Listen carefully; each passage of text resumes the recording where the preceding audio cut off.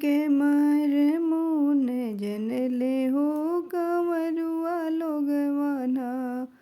बारे बरिस मैया कंवरू में रहली हो कंवरुआ लोगवाना। माई के मर मुन जनले हो कंवरुआ लोगवाना। मर मुत जानल की कोहरा छोकरवा हो कि भोर में ना हो कि भोर में ना। माई के कल साले अइले हो कि भोर में ना।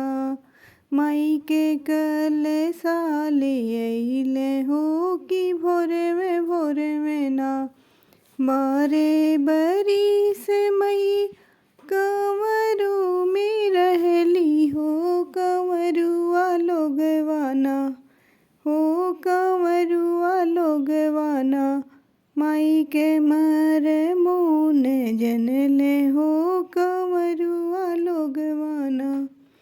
मर मुत जानल की मालिया छोकरवा हो कि भोर में ना हो कि भोर में ना।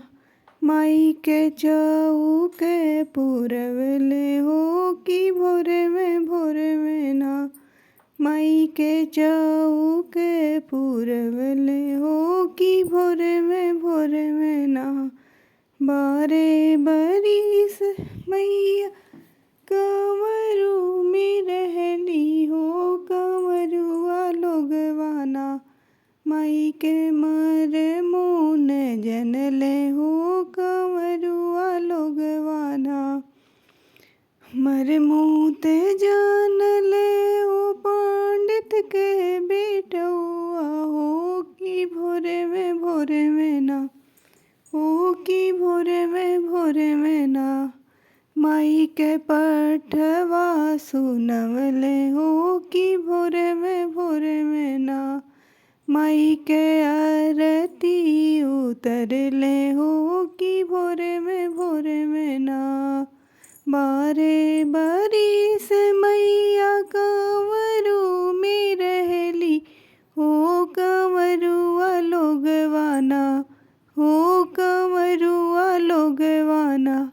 माई के मर मुन जनले हो कंवरुआ लोगवाना। माई के मर मुन जनले हो कंवरुआ लोगवाना।